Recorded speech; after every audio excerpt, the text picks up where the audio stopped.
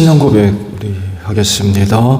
나는 전능하신 아버지 하나님 천지의 창조주를 믿습니다. 나는 그의 유일하신 아들 우리 주 예수 그리스도를 믿습니다. 그는 성령으로 잉태되어 동정녀 마리아에게서 나시고 본디오 빌라도에게 고난을 받아 십자가에 못 박혀 죽으시고 장사된 지 사흘 만에 죽은 자 가운데서 다시 살아나셨으며 하늘에 오르시어 전능하신 아버지 하나님 우편에 앉아 계시다가 거기로부터 살아있는 자와 죽은 자를 심판하러 오십니다. 나는 성령을 믿으며 거룩한 공교회와 성도의 교제와 죄를 용서받는 것과 몸의 부활과 영생을 믿습니다. 아멘. 찬송가 438장 부르시죠.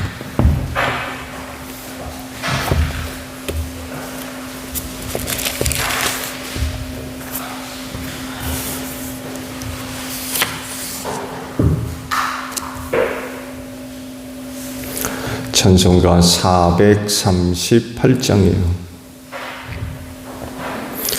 내 영혼이 흔청리 보증한 죄짐 벗고 보니 슬픔 많은 이 세상도 천국으로 와하도다.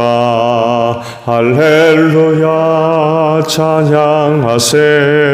내 모든 죄 사함 받고 주 예수와 동행하니 그 어디나 하늘나라 주의 얼굴 뵙기 전에 멀리 뵈던 하늘나라 내 맘속에 이루어지니 날로 가깝도다. 할렐루야 찬양하세. 내 모든 죄 사함 받고 주 예수와 동행하니 그 어디나 하늘나라 높은 산이 거친 들이 조막이나 궁궐이나 내 주 예수 오신 곳이 그 어디나 하늘나라 할렐루야 찬양하세 내 모든 죄 사함 받고 주 예수와 동행하니 그 어디나 하늘나라.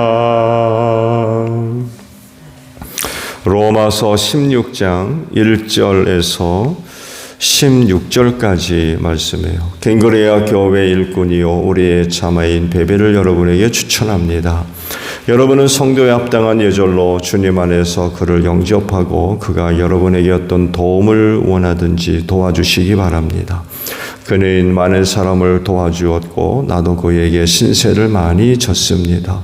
그리스도 예수 안에서 나의 동역자인 브리스가와 아굴라에게 문안하여 주십시오. 그들은 생명의 위험을 무릅쓰고 내 목숨을 구해준 사람들입니다. 나뿐만 아니라 이방 사람들의 모든 교회도 그들에게 감사하고 있습니다.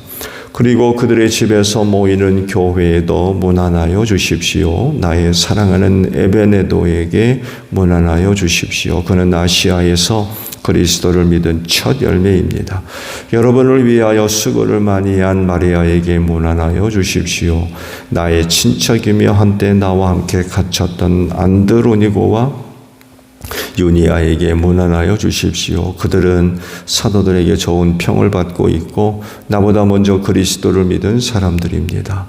주님 안에 있는 나의 사랑하는 암블리아에게 문안하여 주십시오. 그리스도 안에서 우리의 동역자인 우르바노와 나의 사랑하는 수다고에게 문안하여 주십시오.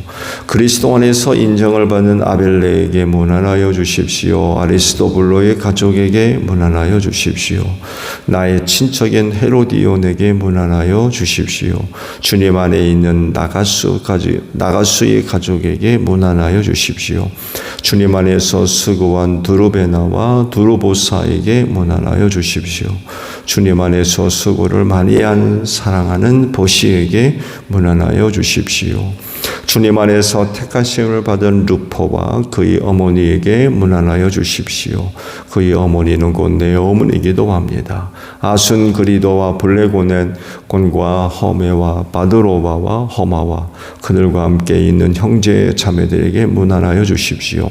빌롤로고와 율리아와 네레오와 그의 자매인 울룸바와 그들과 함께 있는 모든 성도에게 문안하여 주십시오. 거룩한 입맞춤으로 서로 문안하십시오. 그리스도의 모든 교회가 여러분에게 문안합니다. 아멘. 오늘 아침에는요 10절에 있는 말씀을 함께 봅니다. 그리스도 안에서 인정을 받은 아벨레에게 문안하여 주십시오. 아리스도블로의 가족에게 문안하여 주십시오. 라는 말씀입니다.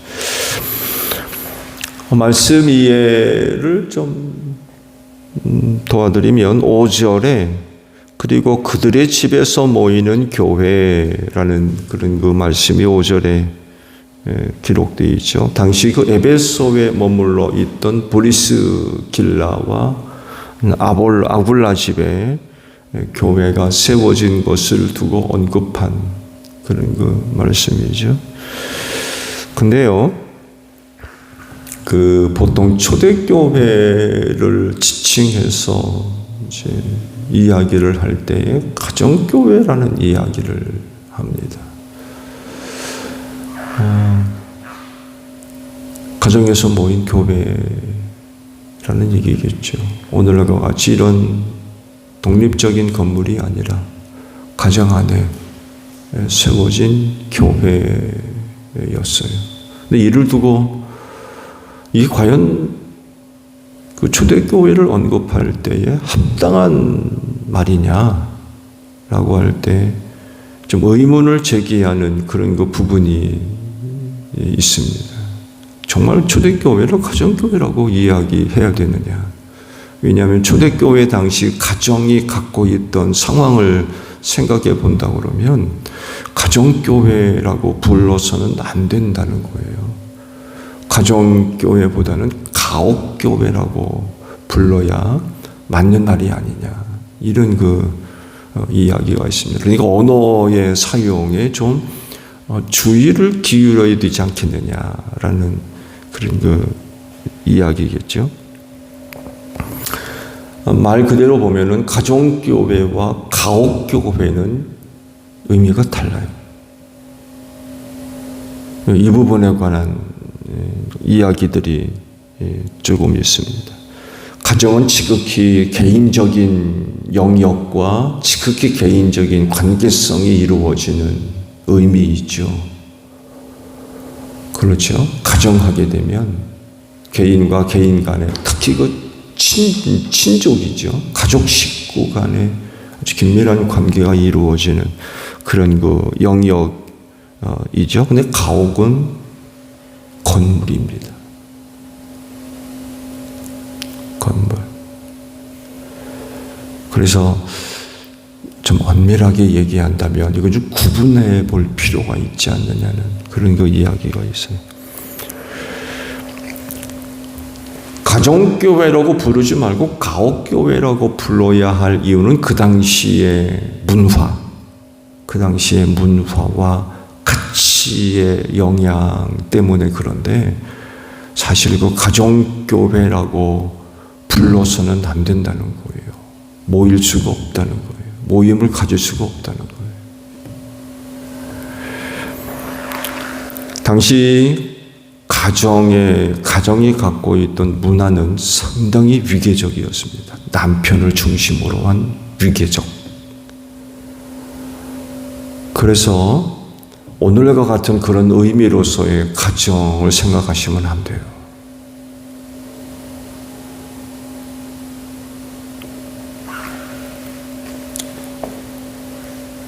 한 가족 식구, 한 인간으로서 가족 식구에 대한 인격적 존중이나 이런 것들이 상당히 부족했습니다. 굉장히 폭압적이고요. 특히 가장으로부터 받는 억압적인 분위기가 굉장히 강했다고 그래요. 그런 위계적이고 폭압적인 분위기 속에서 여성과 아이들의 위치는 상대적으로 굉장히 낮았습니다. 오늘 말씀드린 대로 오늘과 같은 그런 가정을 생각하시면 안 돼요. 이런 분위기, 이런 상황 속에서 교회가 모인다는 건 이건 불가능하다는 거예요. 적어도 가정교회라고 한다면 그 가족 식구들을 언급하면 혹시 몰라도 가족 이외에 또 다른 사람들의 모임이 그 가정 안에 들어와서 종교적인 모임을 갖는다는 건 당시 가정이 갖고 있던 분위기나 문화적인 그런 거 생각하면 그건 불가능하다는 거예요.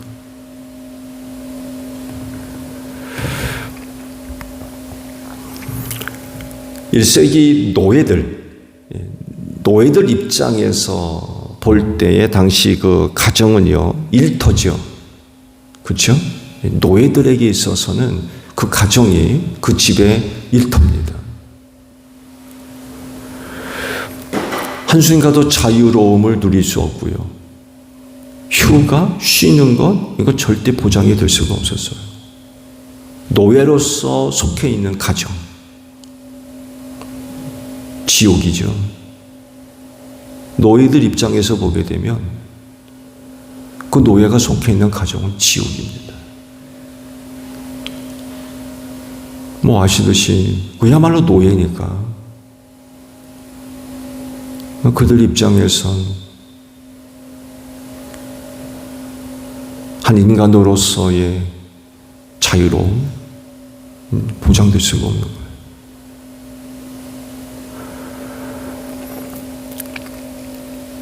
비인격적인 대우는 말할 것도 없고,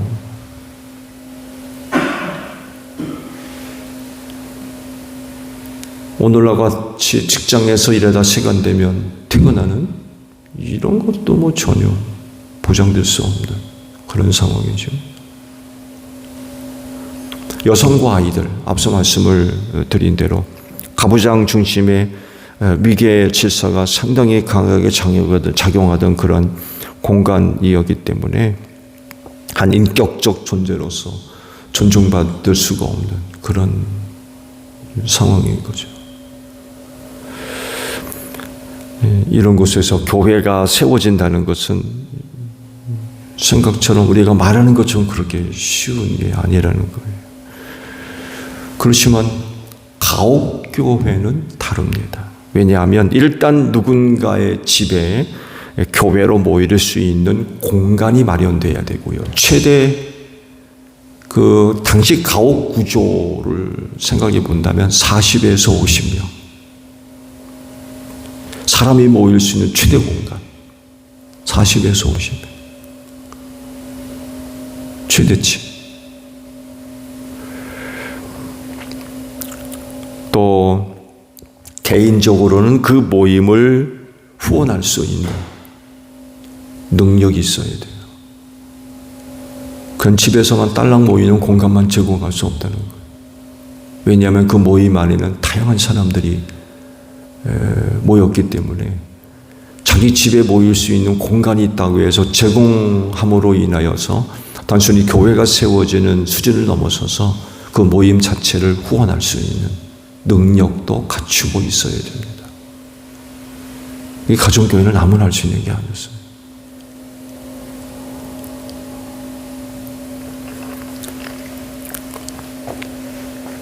가옥은 가정과 달리 거기에 모인 모든 사람들이 존중받았습니다.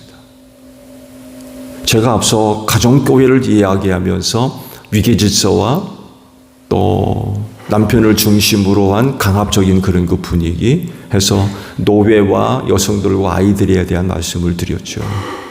제가 왜 이 말씀을 드렸냐면 교회는 여러 종류의 사람들이 모입니다. 여러 종류의 사람들이 모이는데 거기 차별이 있다고 생각해 보세요. 모여서 뭘 나눕니까? 성만찬을 나눕니다. 만약에 가정에서 있던 위계질서들이 살아있는 지극히 영향을 받는 그런 곳이라고 그러면 성만찬 못 나눕니다. 노예가 한 자리에 앉아서 어떻게 주인과 성만찬을 나눕니까? 위계질서가 강한 곳에서 여인들과 아이들이 어떻게 한 자리에 앉아서 성만찬을 나눠요? 못 나눈다는 거예요. 그러나 가옥교회를 하게 되면 이런 차별이 없다는 거예요. 여성, 남성, 주인, 종, 귀족, 노예 이런 차별이 없는 거예요. 누구나가 다 가옥교회에 모여서 성만찬을 나누는 게 가능하다는 거죠. 근데 가정은 불가능하다. 그래서 초대교회를 언급할 때 일반 보통 쉽게 가정교회 그렇게 부르는데 물론 가정 안에서 모였기 때문에 그렇게 부릅니다만 해도 언어 사용상 정확하게 가정이라는 말은 어렵고 가옥이라고 해야 맞는 말이다. 이런 얘기가 있어요. 틀린 말은 아닌 것 같아요.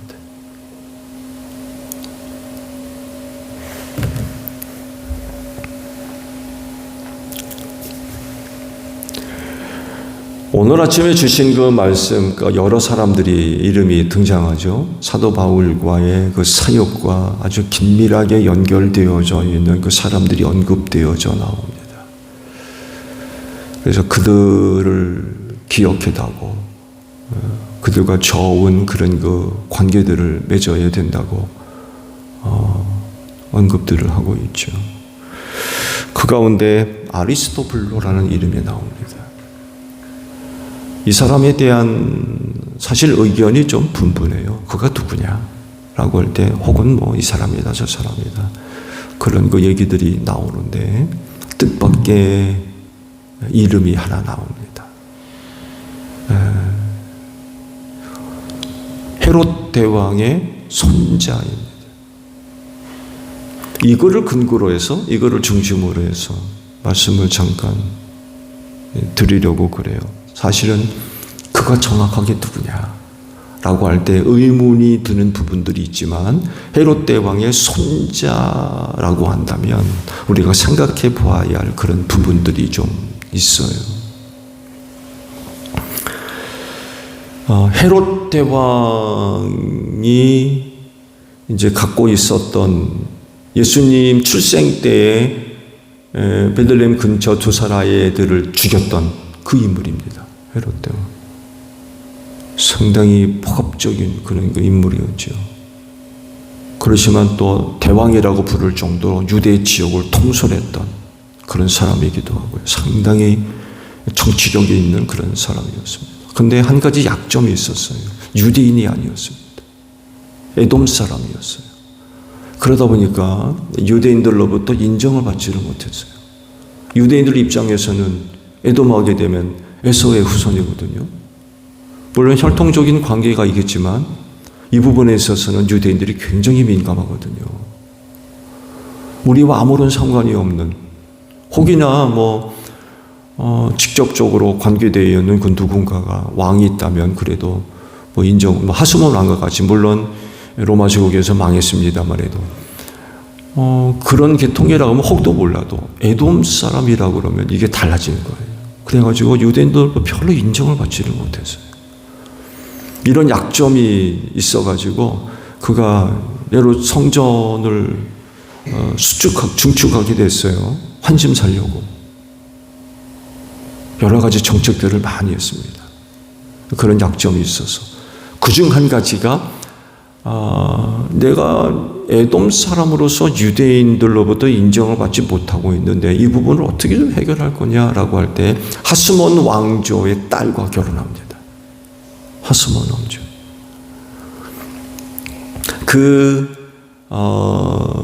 하스몬 왕조의 여인 사이에서 난 그런 그 아들이 둘이 있는데 모함에 걸려가지고 헤롯 대왕의 손에 또 죽임을 당해요. 또 그럴 정도로 또 헤롯 대왕이 아주 잔인한 그런 사람이었습니다. 또 여러 부인을 둬가지고 암투가 또 얼마나 심했는지 몰라요. 그래 여러 명이 그 암투에 걸려가지고 살해당하는 그런 그 일들이 벌어지기도 했죠. 그가 온 아들 가운데 하나인 아리스토블로라는 아들 이름하고 똑같아요. 아리스토블로라는 그런 그 사람이 하나 있는데 그 역시 하스몬 왕조의 딸이었던 베레니스와 결혼을 하게 되고 그 사이에서 아들 셋과 딸 하나를 낳습니다. 근데 이 사람들이 꽤 안목이 있다고 그래야 되나요? 그래가지고 로마로 아들 셋을 유학을 보냅니다. 로마로. 왜 로마로 유학을 보내냐면 정치력을 쌓기 위해서 사실 보냈어요. 로마로 보내가지고 거기서 유학을 하면서 영향력이 있는 사람들과 친분을 만든 거예요. 친분. 귀족이나 왕족들과 이제 관계를 맺으면서 친분을 쌓으면서 장차 그들이 유대로 돌아올 때에 정치력을 배경으로 해서 한 자리 얻는 거죠. 그렇게 하기 위해서 아들 모두를 다 로마로 유학을 보냅니다. 그렇게 하면서 그런 배경을 힘입고 그 아들 중에 하나인 헤롯 아그리파 1세가 왕위를 받죠. 2대 대왕이라고 하는 닉네임을 붙습니다. 그가 그렇게 될 수 있었던 건 일찌감치 로마로 유학을 했던 그런 그 영향 때문에 그래요. 할아버지와 같은 그런 그 명칭을 얻습니다. 영향력이 굉장히 확대된 거죠. 근데 벌려먹어 죽었어요. 여러분 아시죠? 하나님께 영광 돌리지 않고 자기가 영광을 돌림으로 말미암아 벌려먹어 죽었다는 그 사람입니다. 사도행전 12장 23절에 그 사건이 기록되어 있죠. 그러면서 4년간 왕위가 공백 기간이 생겨요. 이 시기에 그 왕위 계승으로부터 가장 가까이 있었던 사람이 바로 아리스토블로였습니다. 그런데 그가 왕위에 오르지 않습니다. 평범한 사람으로 살아갑니다. 그가 로마로 유학을 와서 복음을 받아들였다고 봐요. 예수를 믿게 된 거죠. 그러면서 평민으로 살아갑니다. 얼마든지 왕위에 오를 수 있는 제1순위였음에도 불구하고 그 왕위를 받지 않습니다. 그냥 평민으로 살아갑니다. 그게 아리스토블로예요.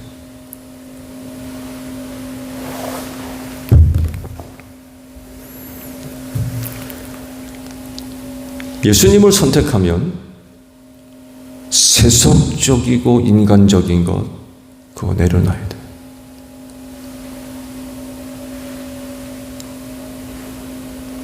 둘 다 가질 수 없어요. 왜냐하면 소속이 완전히 달라요. 그야말로 하나는 하늘에 속한 것이고 하나는 땅에 속한 것. 하나는 영적인 것이지만 하나는 지극히 육체적인 것들입니다.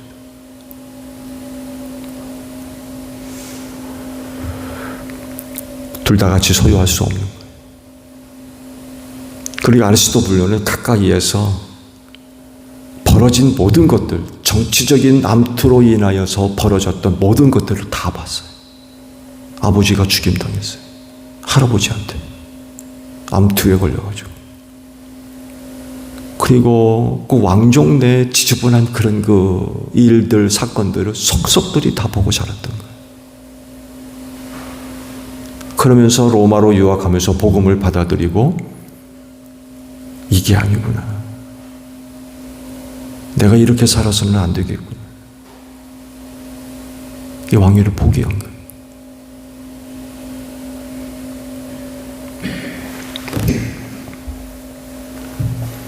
그리스도인으로서 살아가면서 포기해야 될 게 뭔가요?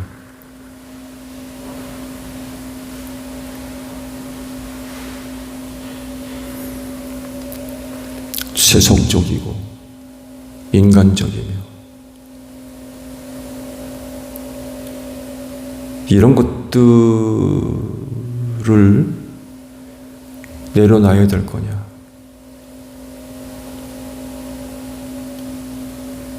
거룩하고 영적인 것들을 아니면 선택할 거냐?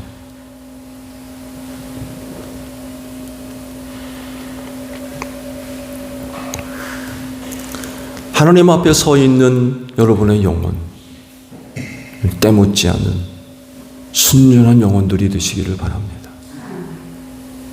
세속적이고 인간적인 것들로 더럽혀져서 하나님 앞에 서 있는 것조차 부끄러워. 이런 모습이 돼서는 안 될 것 같아요. 순전하십시오. 여러분의 영혼을 세속적인 것들로부터 잘 지켜서 하나님 앞에 순전함으로 귀한 삶의 모습들이 고백되어지는 여러분들이 되시기를 바랍니다. 주기도만 합니다. 하늘에 계신 우리 아버지의 이름을 거룩하게 하시며 아버지의 나라가 오게 하시며 아버지의 뜻이 하늘에서와 같이 땅에서도 이루어지게 하소서. 오늘 우리에게 일용할 양식을 주시고 우리가 우리에게 잘못한 사람을 용서하여 준 것 같이 우리 죄를 용서하여 주시고 우리를 시험에 빠지지 않게 하시고 악에서 구하소서. 나라와 권능과 영광이 영원히 아버지의 것입니다. 아멘. 기도하겠습니다.